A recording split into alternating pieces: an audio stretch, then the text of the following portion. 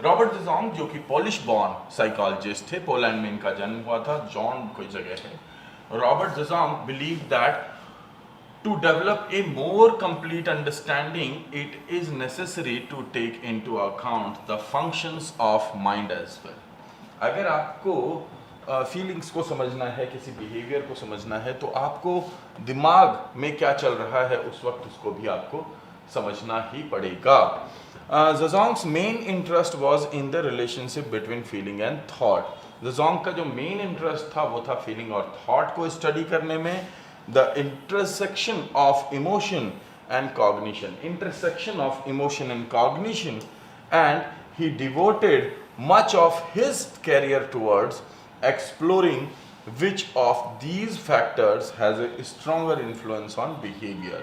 और इन्होंने अपने करियर का जो सबसे ज़्यादा समय था वो ये पता लगाते हुए इन्होंने व्यतीत कर दिया कि इनमें से कौन सा है जो कि सबसे ज़्यादा प्रभाव डालता है हमारे बिहेवियर पे। हमारे बिहेवियर को सबसे ज़्यादा इन्फ्लुएंस कौन करता है? थॉट करता है, फीलिंग करता है, फेमिलियरिटी करता है, इमोशन करता है, या ये इंटरसेक्शन करता है, या मिक्स होके करता है। जिसके लिए रॉबर्ट डिज़ोंग ने जो मुख्य एक एक्सपेरिमेंट किया, laboratory experiment, that was मियर exposure effect. मियर exposure effect में लोग डिफरेंट थे, उनको अलग अलग चीज़ें दिखाई गई, और to this end he performed a seminal experiment in 1968 that led to his discovery of the mere exposure effect, which is arguably his best known contribution to the field of social psychology.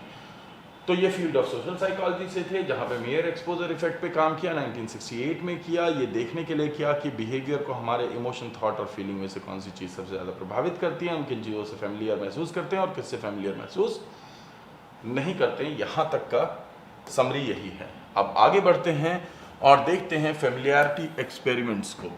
इसमें मियर exposure effect, जो कि ज़ेज़ोंग ने explain किया कि simply refers to a condition in which the given stimulus is accessible to the subject's perception either consciously or subconsciously. Consciously या subconsciously जितनी बार, यानी कि चेतना में या अचेतन रूप से जितनी बार आपके सामने वो पर्टिकुलर चीज़ आएगी। अचेतन के रूप में कैसे होता है? अनकॉन्शियसली या सबकॉन्शियसली। अनकॉन्शियसली तो नहीं होगा, सबकॉन्शियसली होगा बेसिकली। हाँ, मैंने गलत बोल दिया, अनकॉन्शियसली नहीं होगा, सबकॉन्शियसली होगा। वो चीज़ हमारे सामने आ रही है, वो सबकॉन्शियस क्या है? What is that subconscious? आप टेलीविजन देख रहे हैं या नहीं भी देख रहे, पर उस पर जो एडवर्टीजमेंट आता है वो सामने तो आ ही रहा है ना आपके, और जब वो जैसे ही वो सामने आ रहा है एडवर्टीजमेंट, तो वो आपके ऊपर, आप उस पर ध्यान से नहीं देख रहे, बट धीरे धीरे धीरे धीरे देख करके लाइकिंग मैस हो जाती है। वरना आपको जीवन में कोका कोला पीने की कौन सी ज़रूरत है, या पेप्सी पीने की, या फिर कोई कोल्ड ड्रिंक चूज़ करने की, या कुरकुरे या मैगी का क्या रोल है? मम्मियाँ खाना बनाती है। मैंने मैगी जब पहली बार खाई थी, तो मैंने मैगी खाई होगी जब मैं था 23 या 24 साल का। हमारे घर में मैगी का कोई चलन ही नहीं था, शायद साधन भी नहीं थे, लेकिन चलन तो बिल्कुल भी नहीं था। हमें पता ही नहीं था कि ऐसी कोई चीज़ शायद होती है मार्केट में बनाने के लिए, मतलब ऐसी कोई भी चीज़, नूडल्स वूडल्स सब कुछ नहीं हमने खाया। शायद हाँ, चाउमीन खाई थी, ये पता था। क्यों? क्योंकि वो बिल्कुल बाहर ही बनती थी। तो आप बार बार आते जाते देख रहे थे, यार कुछ है, लोग भीड़ लगाए खड़े रहते हैं। तो फिर जब हमारा रिजल्ट आया तो हमने बोला कि, मम्मी ने पूछा क्या खाओ, क्या चाहिए, तो हमने कहा चाउमीन खाएंगे। अब सोच के देखो, तो ये मेरे ख्याल में बात है 8th या 9th स्टैंडर्ड की।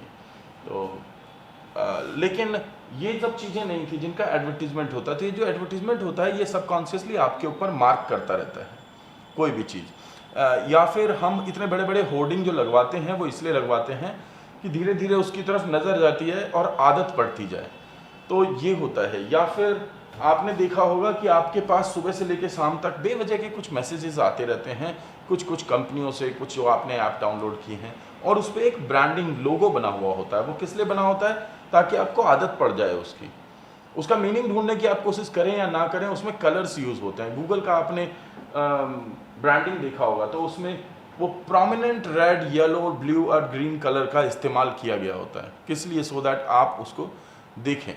हाँ, चाहे वो डोमिनोज हो या मैकडोनाल्ड हो, वो यही करते हैं आपके लिए, ठीक है ना। The effect of mere exposure had been documented previously by the psychologist Edward B Titchener. तो ये जो मियर एक्सपोजर इफेक्ट है, इसमें जो फैमिलियरिटी एक्सपेरिमेंट है वो प्रीवियसली टिचनर ने किया था,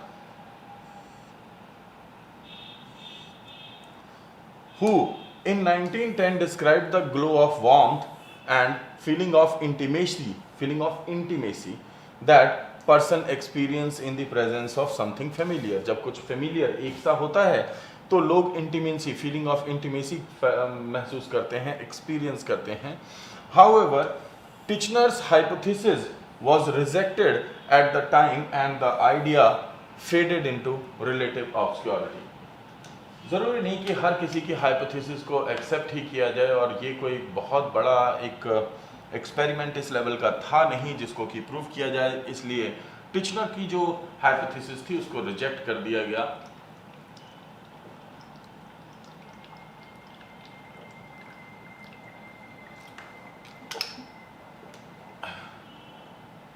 हालांकि मैं ऐसे विषयों में जाना नहीं चाहता, लेकिन फिर भी समझा देता हूँ.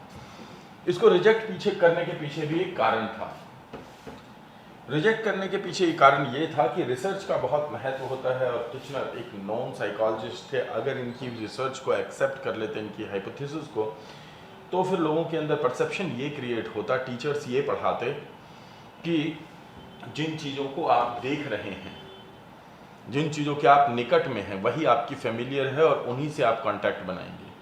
जबकि टिचनर एक ऐसे मतलब नए साइकोलॉजिस्ट जो बिहेवियरिस्ट थे, वो ऐसे पैराडाइम से आते थे जो चाहते थे कि हम नई नई चीज़ों को ट्राई करें, मार्केट इकोनॉमी को बढ़ाएं, नए स्टिमुलस को ट्राई करें. अब नए स्टिमुलस को ट्राई करेंगे तो उसमें फेमिलियरिटी तो होगी नहीं. हेलो, तो इसलिए ये जो उस वक्त की, मैं 1910 की बात कर रहा हूँ, बाद में चल करके इसमें फिर और बदलाव आए, और ये देखा गया कि ठीक है, नई चीज़ों में पुरानी चीज़ों की फेमिलियरिटी को शामिल कर दो. How is it happen? आप मैगी खा रहे हो, तो मैगी का पैकेट कैसा होता है? पीले रंग का. आज की डेट में 1 दर्जन से ज़्यादा कंपनियां नूडल्स बना रही हैं, हर किसी ने येलो कलर का ही पैकेट रखा और हर किसी ने उस पैकिंग पे रेड से ही लिखा, because they want to continue that familiarity. और बहुत सारे लोग हैं जो कि उसका नाम नहीं देखते, केवल कलर देख करके खरीद लेते हैं. ठीक है ना? तो ये क्या हुआ? ये फेमिलियरिटी का प्रिंसिपल हो गया. आप फेमिलियर महसूस करते हैं कि ये भी मैगी है ना? तो ये क्या हुआ? ये अब हमने ऐड करना चालू किया, लेकिन उस वक्त में इसको दरकिनार कर दिया गया कि फेमिलियरिटी नहीं, नए स्टिमुलस जितने जाएंगे उनकी आदत पड़ जाती है.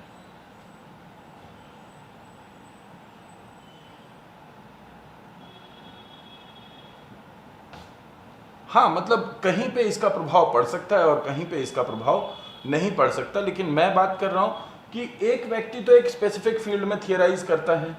अब टिचनर की जो स्टडी थी, जब इन्होंने स्टडी किया ज़ेज़ोंग ने, इसके अलावा भी एक कारण था. अभी मैं बात करूंगा, एक प्रोफेसर थे, बड़े वेल नोन प्रोफेसर थे, उनका काम था जिसने कि इनको उत्साहित किया, बड़ा मजे